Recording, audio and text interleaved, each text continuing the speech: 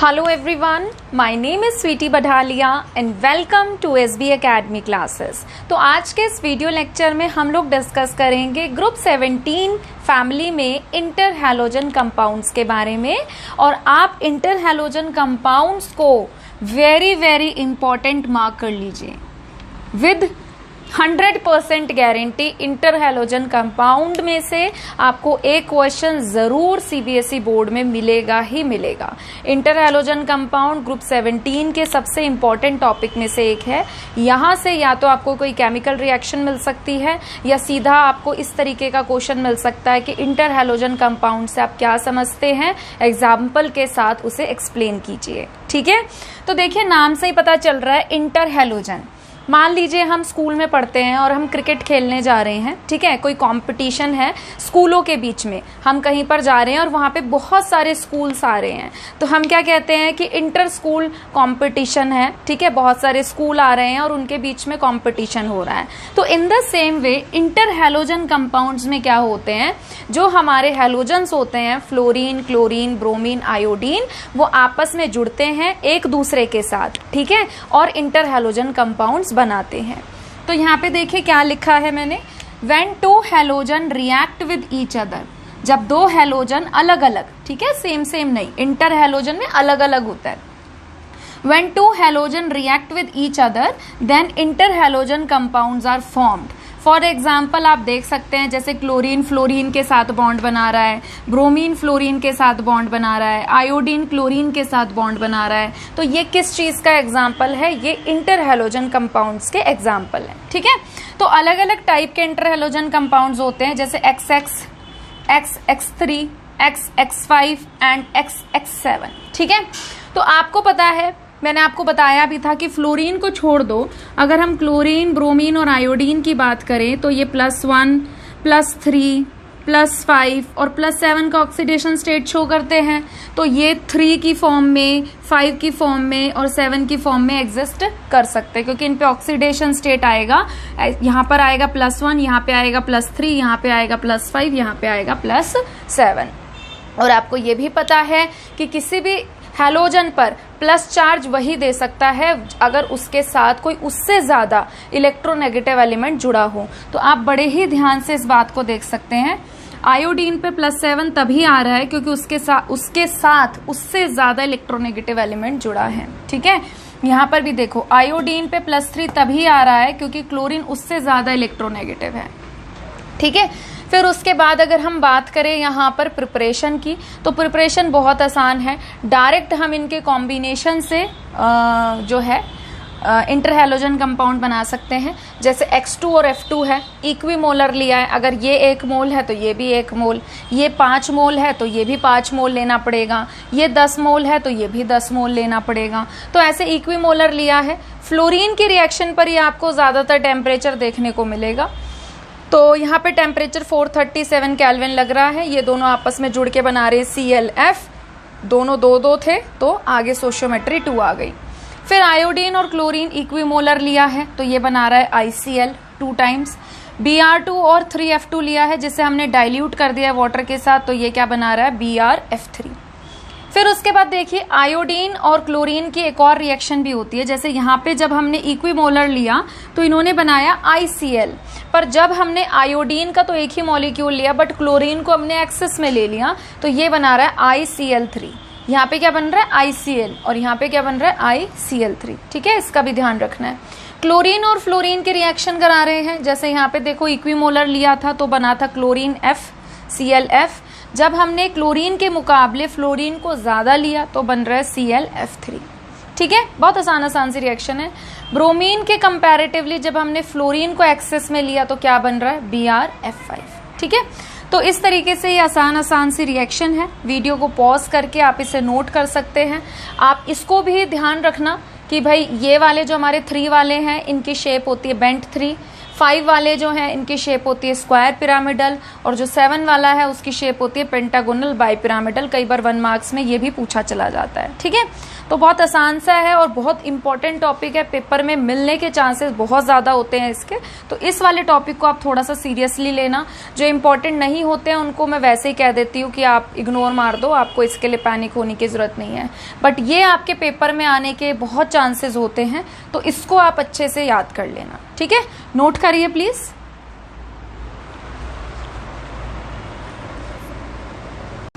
ठीक है, चलिए आगे बढ़ते हैं। अब हम लोग डिस्कस करेंगे इंटरहैलोजन कंपाउंड की प्रॉपर्टीज के बारे में। तो सभी को पता है प्रॉपर्टीज 2 तरीके की होती हैं, फिजिकल प्रॉपर्टी और केमिकल प्रॉपर्टी। फिजिकल प्रॉपर्टी हालांकि इतनी इंपॉर्टेंट नहीं होती, बस उसमें से अगर कुछ इंपॉर्टेंट होता है तो बॉइलिंग पॉइंट, मेल्टिंग पॉइंट वाला टॉपिक होता है, वो इसमें है नहीं। ठीक है, तो आपको ज़्यादा परेशान होने के लिए ज़रूरत नहीं है फिजिकल प्रॉपर्टी के लिए। इसमें कहा है कि जितने भी हमारे इंटरहैलोजन कंपाउंड होते हैं वो कोवेलेंट मॉलिक्यूल होते हैं। ठीक है, उनमें ऑर्बिटल की ओवरलैपिंग होती है और फिर वो इलेक्ट्रॉन शेयर करके बॉन्ड बनाते हैं। तो जितने भी हमारे इंटरहैलोजन कंपाउंड है they are covalent and diamagnetic in nature. उनमें सारे के सारे पेयर्ड इलेक्ट्रॉन पाए जाते हैं, आपको अनपेयर्ड इलेक्ट्रॉन नहीं प्राप्त होगा। ClF जो है वो गैस है। ठीक है, इसको छोड़ के जितने भी हमारे अदर इंटरहैलोजन कंपाउंड है या तो वो क्या होते हैं, वोलाटाइल लिक्विड होते हैं या फिर सॉलिड होते हैं रूम टेम्परेचर पर। उसके बाद आती है केमिकल प्रॉपर्टी। ये इंपॉर्टेंट है, यहाँ से एक NCERT क्वेश्चन भी अराइज होता है, तो इसे आप बड़े ही ध्यान से सुने और बहुत आसान है, आपको एक ही बार में समझ में आ जाएगा। देखिए, थ्योरी मैं अभी पढ़ लूंगी, आप देखो। मान लीजिए एक जगह है क्लोरीन क्लोरीन बॉन्ड, ठीक है, और एक जगह है क्लोरीन और फ्लोरीन बॉन्ड। चलो थोड़ा सा उधर बना देते हैं। ठीक है, तो इसको हम बोलेंगे बेटा X2। इसका जनरल फॉर्म कहलाएगा X2। X2 क्यों? ये भी X है, ये भी X है, because they are same atoms, है ना, सेम एलिमेंट के एटम्स हैं। यहाँ पे एक क्लोरीन है और एक फ्लोरीन है, तो ये क्या कहलाएगा, XX' यानी कि इंटरहैलोजन कंपाउंड। तो ये NCERT क्वेश्चन है, यहाँ से आपके पास एक सवाल आता है जो आपको समझने की जरूरत है। क्लोरीन की इलेक्ट्रॉन नेगेटिविटी जितनी भी है इस एटम की, दूसरे एटम की भी उतनी होगी। क्लियर है इतनी बात? तो अब हो क्या रहा है, ये जो बॉन्ड है ये 2 इलेक्ट्रॉन से मिलके बना है। जितने फोर्स से ये क्लोरीन एटम इस बॉन्ड के इलेक्ट्रॉन को अपनी तरफ खींच रहा है, उतने ही फोर्स से ये क्लोरीन एटम इस बॉन्ड के इलेक्ट्रॉन को अपनी तरफ खींच रहा है। आप एक बात बताओ, मैं अगर सीधी खड़ी हूं, यहां से एक बच्चा खींच रहा है और यहां से एक बच्चा खींच रहा है, बट अगर मुझे दोनों के दोनों सेम फोर्स से खींचेंगे तो ना तो मैं इधर जाऊंगी ना मैं इधर जाऊंगी, मैं ऐसे के ऐसे ही रहूंगी। तो अगर इस बॉन्ड के इलेक्ट्रॉन पे ये वाला क्लोरीन एटम भी सेम फोर्स से उसको खींच के अपनी तरफ अट्रैक्ट कर रहा है, ठीक है, मतलब सेम फोर्स लगा रहा है खींचने के लिए, और वो वाला क्लोरीन एटम भी सेम फोर्स से अपनी तरफ खींच रहा है इलेक्ट्रॉन को, तो बॉन्ड डेंसिटी सिमेट्रिकल पाई जाएगी। और ये वाला जो बॉन्ड है ये पाया जाएगा आपका नॉन पोलर, और यहाँ पे कोई सेपरेशन ऑफ चार्ज आपको देखने को नहीं मिलेगा। मैं हूं और मेरी एक बेस्ट फ्रेंड है, मैं जितना कंट्रीब्यूट कर रही हूँ हमारी फ्रेंडशिप में, वो भी उतना ही कंट्रीब्यूट कर रही है हमारी फ्रेंडशिप में। तो क्या हो रहा है, हम दोनों की जो फ्रेंडशिप है वो बहुत स्ट्रांग है और वो जल्दी से नहीं टूटेगी। क्लियर है? क्योंकि एक तरीके का कंट्रीब्यूशन है। ठीक है, अब आते हैं इस पर, इंटरहैलोजन पे। क्लोरीन की इलेक्ट्रॉन नेगेटिविटी 3.15, फ्लोरीन की इलेक्ट्रॉन नेगेटिविटी 4। अब आ गई दिक्कत, इस बॉन्ड के इलेक्ट्रॉन को क्लोरीन अपनी पावर से खींच रहा है 3.15 के हिसाब से, और फ्लोरीन जो है वो निकल गया ज्यादा पावरफुल। फ्लोरीन की इलेक्ट्रॉन नेगेटिविटी की पावर ज्यादा है, तो वो क्या करेगा, क्लोरीन के मुकाबले थोड़ा सा ज्यादा अपनी तरफ इलेक्ट्रॉन को खींच लेगा। समझ में आया? तो इलेक्ट्रॉन फ्लोरीन की तरफ तो हो गए ज्यादा और क्लोरीन की तरफ हो गए कम। एक तरफ इलेक्ट्रॉन अगर खिसक जाएंगे ज्यादा, इलेक्ट्रॉन डेंसिटी अगर एक तरफ ज्यादा हो जाएगी, इलेक्ट्रॉन पे कैसा चार्ज होता है, कैसा चार्ज होता है, नेगेटिव। तो एक तरफ नेगेटिव चार्ज इकट्ठा हो जाएगा, तो हम दिखाएंगे कि फ्लोरीन पे पार्शियल नेगेटिव आ गया, और क्लोरीन पे ऑटोमेटिकली इलेक्ट्रॉन की कमी हो रही है तो पार्शियल पॉजिटिव चार्ज आ गया। जहां पे सेपरेशन ऑफ चार्ज हो जाता है वो बॉन्ड हमारा बन जाता है पोलर, और केमिस्ट्री में पोलर बॉन्ड का मतलब होता है वीक बॉन्ड, मतलब जो जल्दी टूट जाए। एक ने ज्यादा खींच लिया इलेक्ट्रॉन दूसरे के मुकाबले, मैं खड़ी हूं, मुझे यहाँ वाले बच्चे ने ज्यादा जोर से खींच लिया एज कम्पेयर टू इधर वाले ने, वो बेचारा ताकत ही नहीं लगा पाया मुझे खींचने के लिए, उसने ज्यादा जोर से खींचा तो मैं उस तरफ खिसक जाऊंगी, शिफ्ट हो जाऊंगी, सिंपल सी बात है। ठीक है, तो यहाँ पर सिमेट्रिकल डेंसिटी नहीं रही, यहाँ पर हो गई अनसिमेट्रिकल इलेक्ट्रॉन डेंसिटी, जबकि यहाँ पर क्या है, सिमेट्रिकल इलेक्ट्रॉन डेंसिटी। और जैसे ही अनसिमेट्रिकल इलेक्ट्रॉन डेंसिटी हुई, जहां पर इलेक्ट्रॉन ज्यादा वहां पे नेगेटिव चार्ज इकट्ठा हो गया, अपोजिट साइड पे पार्शियल पॉजिटिव चार्ज आ गया। ठीक है, क्लियर है इतनी बात। तो अगर अब हम टॉपिक कौन सा पढ़ रहे हैं भाई, इंटर हैलोजन कंपाउंड। तो इंटर हैलोजन कंपाउंड में तो हैलोजन अलग अलग ही आएंगे, और अगर हैलोजन अलग अलग आ रहे हैं तो इलेक्ट्रॉन नेगेटिविटी की वैल्यू भी अलग अलग पाई जाएगी, एक ज्यादा पावरफुल होगा, एक कम पावरफुल होगा, मतलब कि एक ज्यादा इलेक्ट्रोनेगेटिव होगा, एक कम इलेक्ट्रोनेगेटिव होगा। तो सेपरेशन ऑफ चार्ज तो पक्का पक्का होगा इंटर हैलोजन कंपाउंड में, तो यानी कि इलेक्ट्रॉन डेंसिटी अनसिमेट्रिकल पाई जाएगी और बॉन्ड जो है वो पोलर यानी कि वीक पाया जाएगा। समझ में आया। तो सवाल ये होता है कि XX दो तरीके से पूछा जा सकता है कि XX बॉन्ड वीक क्यों होता है X2 के मुकाबले, या ऐसे पूछा जा सकता है why inter halogen compounds are more reactive than X2। तो दोनों का आंसर एक ही है और यही है जो हम डिस्कस कर रहे थे। ठीक है, तो चलो अब वापस आ जाते हैं अपने टॉपिक पे। तो केमिकल प्रॉपर्टी में कहा है कि ये जो इंटर हैलोजन कंपाउंड होते हैं ये ज्यादा रिएक्टिव पाए जाते हैं हैलोजन के मुकाबले, एक्सेप्ट फ्लोरीन। फ्लोरीन को मारो अभी फिलहाल गोली, कह रहे हैं क्योंकि XX बॉन्ड जो होता है XX डैश, ये वाला जो बॉन्ड है इंटर हैलोजन कंपाउंड में ये वीक पाया जाता है। मैंने बताया ना पोलर, तो केमिस्ट्री में पोलर का मतलब क्या है, वीक, तो ये वीक पाया जाता है। ठीक है, देन XX बॉन्ड लिखो क्योंकि यहाँ पे तो सेम होगा ना, then XX bond in halogens. ठीक है, और उसका रीजन यही है क्योंकि इंटर हैलोजन कंपाउंड में there is a difference in electron negativity, और जो मोर इलेक्ट्रोनेगेटिव एलिमेंट होगा वो अपनी तरफ इलेक्ट्रॉन को ज्यादा अट्रैक्ट कर लेगा, एक्वायर कर लेगा पार्शियल नेगेटिव चार्ज, दूसरी तरफ आ गया partial positive charge, electron density will be unsymmetrical और बॉन्ड जो है वो पोलर हो जाएगा, it means it will become weaker as compare to X2। Clear है इतनी बात, बहुत आसान है और इंपॉर्टेंट टॉपिक भी है, ये NCERT क्वेश्चन है बेटा, ये मिल सकता है पेपर में। फिर आते हैं उसके बाद नेक्स्ट, अब ऑब्वियस सी बात है जब ये वीक है, पोलर है, तो जो वीक होता है वो जल्दी टूटता है और जो जल्दी टूटता है वो जल्दी रिएक्ट करता है। तो इंटर हैलोजन कंपाउंड क्या पाए जाएंगे, दे आर रिएक्टिव। ठीक है, तो यहाँ पे है they undergo hydrolysis giving halide ion. Halide ion किसको कहते हैं हम लोग, हैलाइड आयन कहते हैं इसको, X- को। तो कह रहे हैं कि जब ये हाइड्रोलिसिस करते हैं हम इसका वाटर के साथ, अब सिंपल सी बात है वीक बॉन्ड है तो बेचारा टूट जाएगा। वाटर कैसे टूटता है, H+OH- में। देखो अब सिंपल सी बात है, देखो मान लो मैंने यहाँ पे क्लोरीन और फ्लोरीन लिया होता इसकी इलेक्ट्रॉन नेगेटिविटी इतनी है, इसकी कितनी है, इतनी है। जो ज्यादा पावरफुल होगा, सिंपल सी बात है, बॉन्ड जब ये बॉन्ड बना था, इसको मैं ना ऐसे समझाती हूँ, रुको एक मिनट। जैसे इधर से देखो, जैसे क्लोरीन है, एटॉमिक नंबर कितना है, 17, 2, 8, 7। क्लोरीन में वैलेंस इलेक्ट्रॉन कितने पाए जाएंगे, 7, ऐसे है। ठीक है, fluorine atomic number 9, 2, 7, valence electron कितने, 7। सिंपल सी बात है। तो इसने क्या किया, शेयरिंग कर ली, इसने भी क्या किया, शेयरिंग कर ली, और क्या बना लिया इन्होंने, आपस में बॉन्ड बना लिया।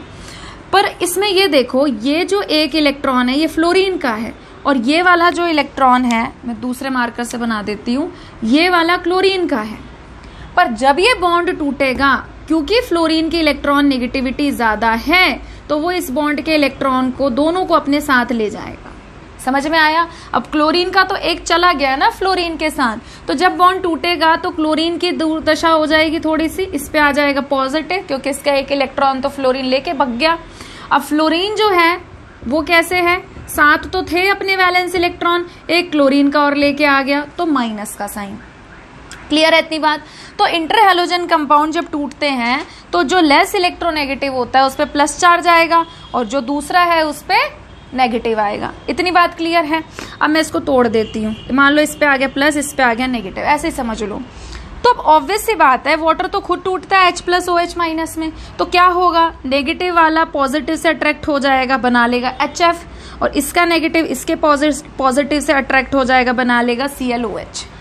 क्लियर है इतनी बात? ठीक है, ये मैं आपको सिर्फ एक एग्जाम्पल के तौर पे समझाने की कोशिश कर रही थी। तो जब ये बॉन्ड टूटेगा तो एक पे नेगेटिव आएगा, एक पे पॉजिटिव, जो ज्यादा इलेक्ट्रोनेगेटिव है उस पे नेगेटिव, जो कम इलेक्ट्रोनेगेटिव है उस पे पॉजिटिव। फिर वाटर का एक कैटायन पार्ट नेगेटिव के साथ जुड़ जाएगा, एनायन पार्ट जो है वो दूसरे के पॉजिटिव के साथ जुड़ जाएगा और बनाएगा HX और बनाएगा HOX। ठीक है, अब यहाँ पे तो हमने एग्जाम्पल जैसे लिया है XX डैश का लिया है, ऐसे आपने अभी पढ़ा था XX3 भी होता है, XX5 भी होता है, XX7 भी होता है, तो उसके रिस्पेक्ट में वो हमारे पास हाइपोहेलाइट, हेलाइट, हेलेट, फेलेट ये सब बनाते रहते हैं। तो देखो क्या लिखा है, दे अंडरगो हाइड्रोलिसिस, पानी के साथ ये रिएक्ट करते हैं क्योंकि इनके बीच का बॉन्ड जो है वो वीक पाया जाता है, और giving halide ion from smaller halogen, जो छोटे साइज का होगा वो हेलाइड बनाएगा।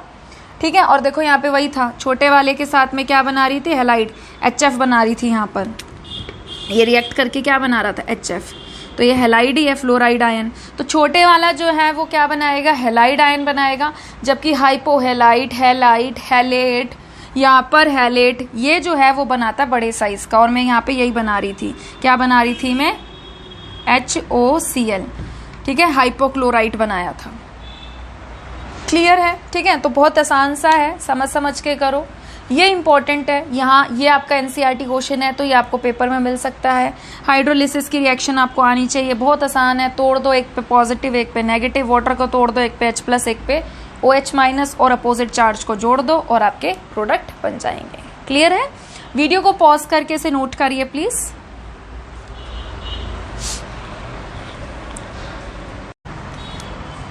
चलिए आगे बढ़ते हैं। ठीक है, तो अब देखिए केमिकल प्रॉपर्टीज में क्या है। फ्लोरीन जो है उसके पास अपनी वैलेंस शेल में d ऑर्बिटल नहीं होता। आप सभी को पता है फ्लोरीन का जो एटॉमिक नंबर है वो क्या होता है, 9। कॉन्फ़िगरेशन क्या होती है, 1s2 2s2 2p5। तो यहाँ पर जो 2d है वो एग्जिस्ट नहीं करता है ना। अब सिंपल सी बात है, वैलेंस इलेक्ट्रॉन 7 है, 2s ऑलरेडी क्या है, फुल्ली फिल्ड है, 2p जो है उसमें ऑलरेडी क्या है, 5 इलेक्ट्रॉन है। तो ये एक ही बॉन्ड बना सकता है, एक से ज्यादा नहीं बना सकता। ठीक है, और d इसके पास, बेचारे के पास है नहीं कि भाई ये अपनी ऑक्टेट को एक्सपैंड कर ले और फिर और ज्यादा बॉन्ड बना दे। तो इसीलिए क्योंकि अब इसके पास d ऑर्बिटल नहीं है, ठीक है, तो ये ज्यादा बॉन्ड नहीं बना पाता। इसी वजह से ये ज्यादा हायर ऑक्सीडेशन स्टेट लाइक 3, 5, 7 ये नहीं शो कर पाता, 1 ही करता है, और वो भी नेगेटिव में ही करता है। ठीक है, क्योंकि सबसे ज्यादा इलेक्ट्रोनेगेटिव एलिमेंट है तो इससे कोई ले भी नहीं सकता, यही दूसरे एलिमेंट से इलेक्ट्रॉन ले लेता है। इसी वजह से ये रोल प्ले नहीं करता है as a central atom in interhalogen compound. ठीक है, उसके बाद एक टेबल है, ये टेबल बेटर रहेगा। वैसे तो देखो मैंने बनाई तो वहीं से ही है, ठीक है, आपकी ये टेबल NCERT में भी है। इसमें मेरे लिए कुछ समझाने लायक नहीं है, ये आपको याद करना पड़ेगा कि जैसे XX है तो वो ClF, BrF और ICl होते हैं। 12th की बात करूं मैं अगर, तो यहाँ से क्वेश्चन आने के चांसेस बहुत मिनिमम है, यहाँ से क्वेश्चन नहीं आएगा। नीट के अगर आप बच्चे हो तो आपको ये याद करना पड़ेगा, यहाँ से क्वेश्चन आ सकता है। 12th वालों के लिए जो क्वेश्चन है वो स्ट्रक्चर से आ सकता है। ठीक है, और ज्यादातर किसका स्ट्रक्चर पूछा जाता है वो मैं अभी डिस्कस करूंगी, पर उससे पहले आप वीडियो को पॉज करके इसे नोट कर लीजिए।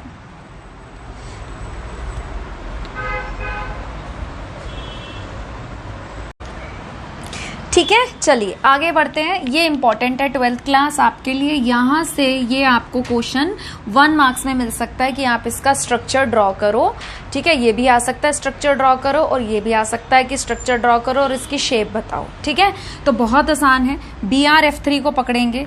अब मान लो, वैसे तो देखो ब्रोमीन का एटॉमिक नंबर 35 होता है, बट मान लो आपको नहीं पता, आप भूल गए, बट आपको एक बात ये तो पता है ना कि जितने भी हैलोजन्स हमारे होते हैं सब में वैलेंस इलेक्ट्रॉन 7 होता है। ठीक है, तो मैंने अब क्योंकि मुझे पता है ब्रोमीन 1 है, फ्लोरीन 3 है, तो पता चल गया कि जो ब्रोमीन है वो मेरा सेंट्रल एटम है। ठीक है, जिसमें से मैंने क्या किया, अब 3 फ्लोरीन जुड़ेंगे तो मैंने 3 इलेक्ट्रॉन्स को अनपेयर्ड रख दिया, मतलब इस तरीके से पहले मैं दिखा देती हूँ कि 3 मैंने अनपेयर्ड रख दिया, और मुझे पता है कि ब्रोमीन में वैलेंस इलेक्ट्रॉन कितने होते हैं, 7 होते हैं। तो अगर 7 में से मैंने 3 यहाँ पे पटक दिए तो कितने बचे, 4 बचे। तो 4 को मैंने क्या किया, पेयर में रख दिया, ऐसे 1 पेयर 2 पेयर। क्लियर है। अब मुझे पता है कि फ्लोरीन जो है इसमें भी वैलेंस इलेक्ट्रॉन 7 है।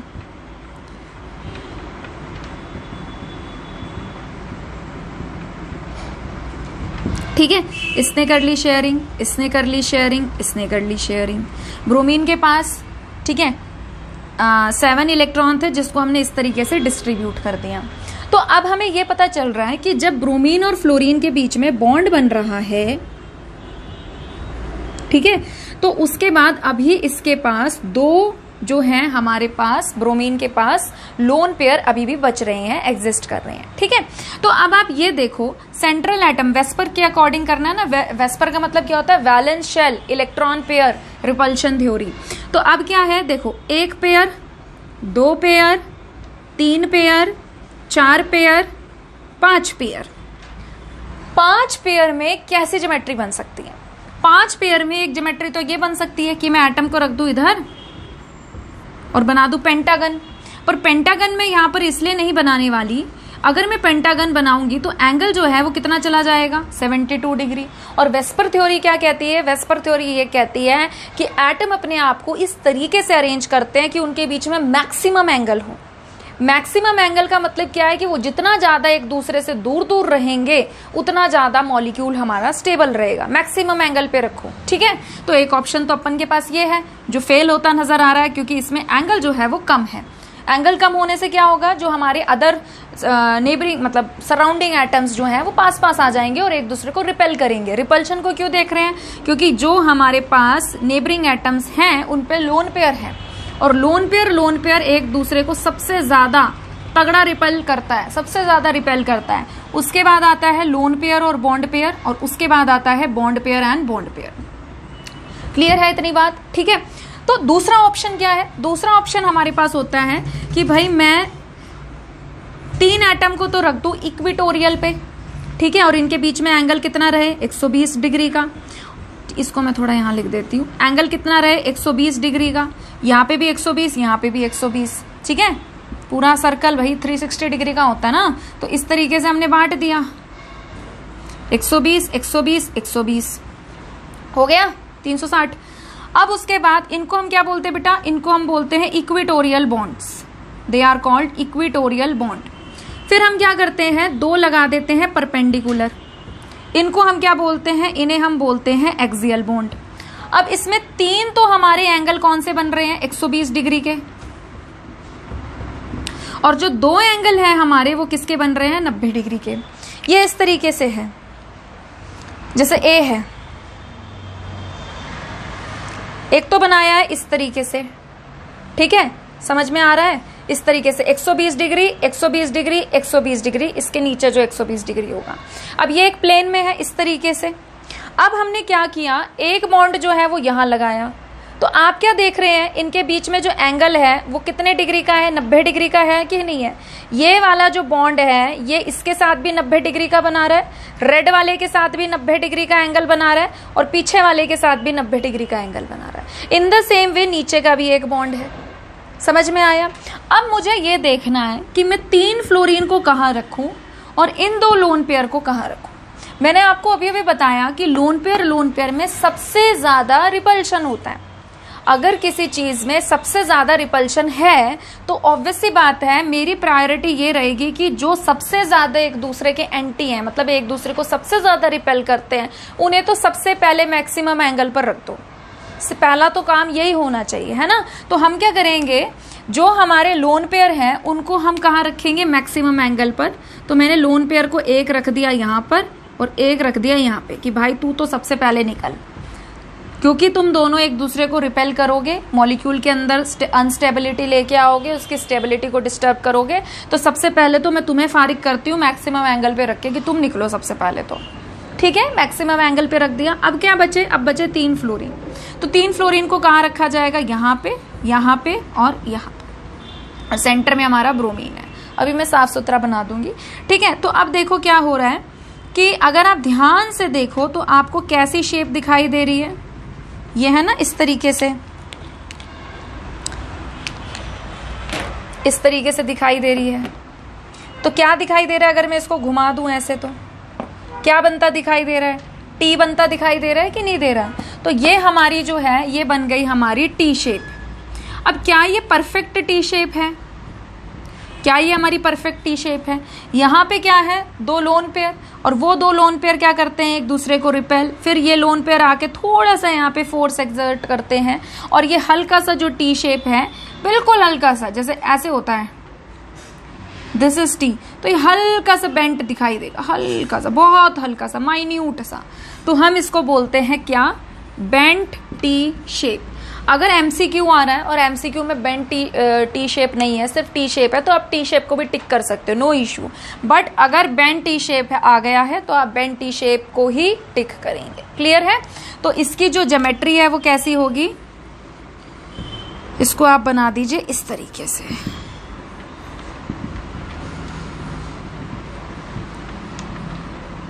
ठीक है, क्लियर है? वीडियो को पॉज करके इसे नोट करिए प्लीज। चलिए अब हम लोग पढ़ते हैं इनके यूजेस के बारे में। ठीक है, तो बहुत छोटे छोटे तीन यूजेस हैं।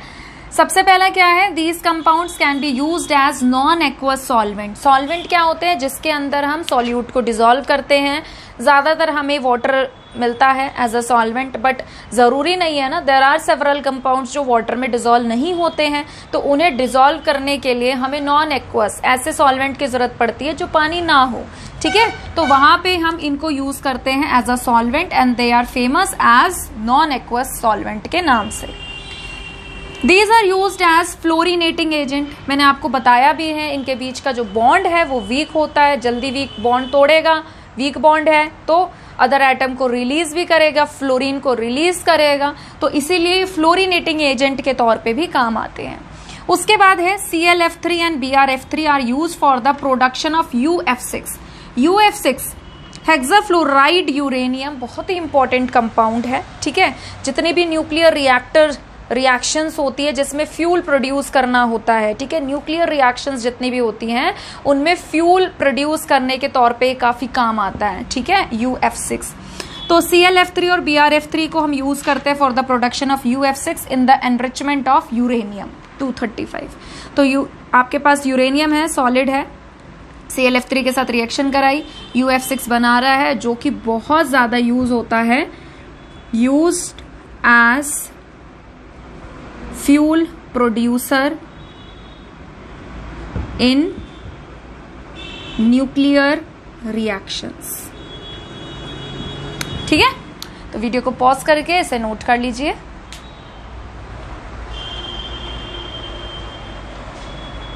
तो आज के लिए इतना ही, और मुझे बहुत ही खुशी के साथ ये चीज़ बतानी पड़ रही है कि आपका ग्रुप 17 हैलोजन फैमिली वो भी फाइनली ख़त्म हो गया है, और अब हमारे पास बचा है सिर्फ ग्रुप 18, जिसे हम नोबल गैस फैमिली भी कहते हैं, और वो बहुत छोटा है, जो आपका 1 या 2 वीडियो लेक्चर में ख़त्म हो जाएगा। ठीक है, तो उसके बाद हमारा P ब्लॉक चैप्टर जो है वो ख़त्म हो जाएगा। और अगर आपको आज का वीडियो पसंद आया है तो ज़रूर इसे लाइक करिए, शेयर करिए, चैनल को सब्सक्राइब करिए।